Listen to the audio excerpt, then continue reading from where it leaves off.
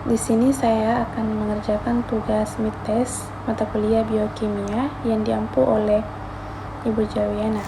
Yang pertama, asam amino dan peptida. Asam amino dan peptida adalah komponen dasar penting dalam biokimia dan kehidupan.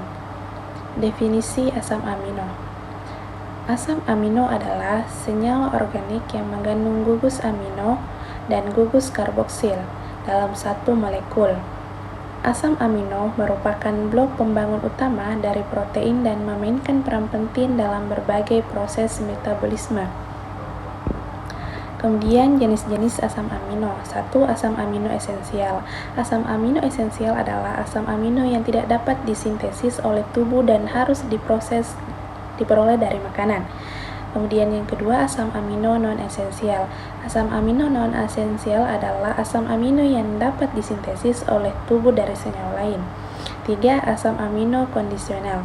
Asam amino kondisional adalah asam amino yang biasanya non-esensial, tetapi menjadi esensial dalam kondisi tertentu, seperti pada masa pertumbuhan atau penyakit. Kemudian, definisi peptida. Peptida adalah polimer dari asam amino yang terkait satu sama lain melalui ikatan peptida. Peptida dapat berukuran kecil atau besar dan merupakan komponen penting dalam struktur dan fungsi makromolekul biologis. Struktur peptida. 1. Ikatan peptida. Ikatan peptida terbentuk antara gugus amino dari satu asam amino dan gugus karboksil dari asam amino lainnya. Kemudian rantai polipeptida. Ikatan peptida membentuk rantai polipeptida yang dapat melipat menjadi struktur 3 dimensi protein. Ketiga, struktur sekunder. Rantai polipeptida dapat membentuk struktur sekunder seperti heliks alfa dan lembaran beta yang mempengaruhi fungsi protein. Kemudian jenis-jenis peptida. Yang pertama yaitu hormon. Peptida dapat berfungsi sebagai hormon seperti insulin yang mengatur proses fisiologis. Kedua, neurotransmitter. Beberapa peptida berperan sebagai neurotransmitter memfasilitasi komunikasi saraf. Ketiga, antibodi. Antibodi adalah contoh peptida yang berperan dalam sistem kekebalan tubuh. Yang keempat, enzim. Peptida juga dapat bertindak sebagai enzim, mempercepat reaksi biokimia. Kemudian materi kedua yaitu protein dan struktur molekul. Protein adalah zat yang mengandung nitrogen yang dibentuk oleh asam amino. Mereka berfungsi sebagai komponen struktural utama otot dan jaringan lain dalam tubuh. Selain itu, mereka digunakan untuk memproduksi hormon, enzim, dan hemoglobin. Kemudian, faktor-faktor yang mempengaruhi kandungan protein pada ikan. Yang pertama yaitu suhu air, yang kedua umur ikan, ketiga spesies ikan, keempat kandungan asam amino, dan kelima kecernaan. Kemudian protein dalam hasil perikanan. Yang pertama, udang. Udang adalah sumber protein yang baik, meskipun kandungan protein spesifik dapat bervariasi bergantung pada jenis dan ukuran udang. Secara umum, udang mengandung sekitar 14,4 gram protein. Kemudian yang kedua yaitu kerang. Kerang juga kaya akan protein. Kerang mengandung sekitar 10-19% protein dalam bentuk asam-asam amino esensial. Yang ketiga yaitu kepiting, terutama pada dagingnya, mengandung banyak protein. Kepiting bakau misalnya mengandung sekitar 13,8 gram protein. Ketiga, karbohidrat. Karbohidrat adalah salah satu makanan utama yang dibutuhkan oleh tubuh untuk memperoleh energi. Kemudian jenis-jenis karbohidrat.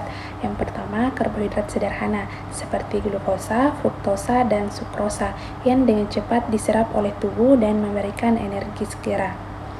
Yang kemudian kedua, karbohidrat kompleks seperti pati dan serat yang dicerna lebih lambat dan memberi rasa kenyang yang lebih lama. Yang ketiga yaitu karbohidrat serat seperti pati resisten dan oligosakarida yang memberikan manfaat kesehatan usus. Kemudian fungsi karbohidrat dalam tubuh. 1. Sumber energi. Karbohidrat adalah bahan bakar utama untuk sel-sel tubuh, terutama otak dan otot. Kedua, mengatur metabolisme. Karbohidrat membantu mengatur kadar gula darah, hormon, dan proses metabolisme lainnya. Yang ketiga yaitu kesehatan pencernaan. Karbohidrat serat membantu memelihara kesehatan usus dan mencegah sembelit. Yang keempat, fungsi otak. Glukosa dari karbohidrat adalah sumber energi utama untuk aktivitas otak. Sumber karbohidrat yang sehat.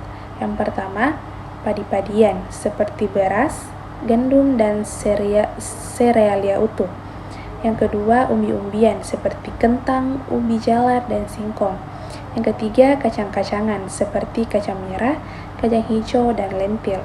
Yang keempat, buah-buahan seperti pisang, mangga, dan jeruk. Karbohidrat dan dalam kesehatan jantung. Yang pertama, 1. Karbohidrat serat membantu menurunkan kolesterol jahat dan meningkatkan kolesterol baik. Kedua, karbohidrat sederhana. Jika dikonsumsi berlebihan, dapat meningkatkan risiko penyakit jantung. Kemudian materi keempat, asam nukleat. Pengertian asam nukleat. Apa itu asam nukleat? Asam nukleat adalah molekul besar yang membawa informasi genetik pada semua organisme hidup, termasuk ikan, udang, cumi-cumi, dan kerang. Kedua, jenis-jenis asam nukleat. Ada 2 jenis asam nukleat utama, yaitu DNA dan RNA. Jumlah asam nukleat pada hasil perikanan, ikan memiliki jumlah asam nukleat DNA yang cukup besar, berkisar antara 0,5 sampai 8 miliar pasangan basa tergantung pada spesies. Sementara jumlah RNA bervariasi, sesuai dengan aktivitas metabolisme dan proses biologis yang sedang terjadi pada ikan tersebut. Kemudian manfaat asam nukleat hasil perikanan. Yang pertama, untuk kesehatan. Asam nukleat pada hasil perikanan dapat meningkatkan kesehatan otak dan saraf, dan meningkatkan sistem kekebalan tubuh atau imun. Kedua, yaitu nutrisi. Asam nukleat merupakan sumber nutrisi penting untuk pertumbuhan dan perkembangan sel-sel tubuh. Yang ketiga, penelitian. DNA dan RNA pada hasil perikanan dapat digunakan dalam berbagai aplikasi penelitian dan teknologi. Faktor-faktor yang mempengaruhi asam nukleat yaitu 1. Jenis spesies. Setiap spesies memiliki jumlah dan jenis asam nukleat yang berbeda. Yang kedua yaitu lingkungan. Faktor lingkungan seperti suhu, pH, dan stres dapat mempengaruhi kandungan asam nukleat. Ketiga, proses pengolahan.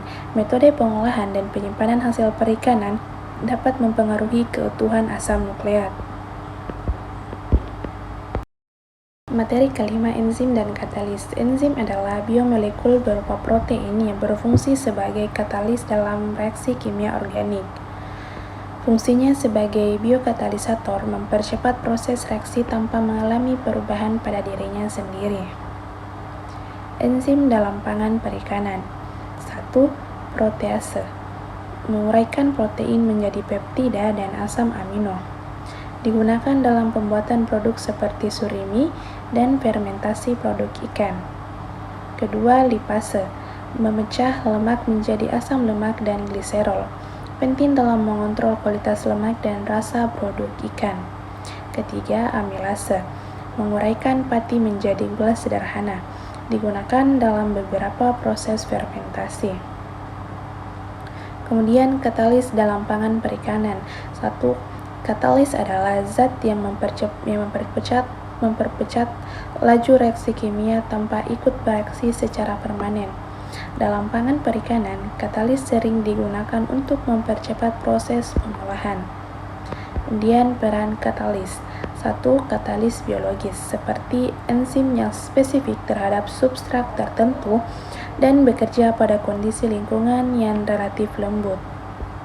Kedua, katalis kimia dapat digunakan dalam proses seperti pengasapan atau pengasaman untuk mengawetkan ikan. Aplikasi dalam pengolahan pangan. 1. Pengawetan. Enzim seperti protease dapat digunakan untuk fermentasi dan pengawetan produk ikan, misalnya pembuatan ikan asin atau ikan terasi. Kedua, tekstur dan rasa. Enzim dapat digunakan untuk memodifikasi tekstur dan rasa produk ikan. Misalnya, penggunaan protease untuk menghasilkan surimi yang memiliki tekstur halus dan kenyal. Keamanan dan kualitas. Kontrol aktivitas enzim. Penting untuk mengontrol aktivitas enzim selama penyimpanan dan pengolahan untuk mencegah degradasi kualitas, seperti ketinggian aktivitas akibat aktivitas lipase. Kedua, penggunaan katalis yang tepat. Memilih katalis yang sesuai dengan proses tertentu sangat penting untuk memastikan keamanan pangan dan kualitas produk akhir. Itulah pemaparan materi dari saya. Lebih dan kurangnya mohon dimaafkan. Assalamualaikum warahmatullahi wabarakatuh.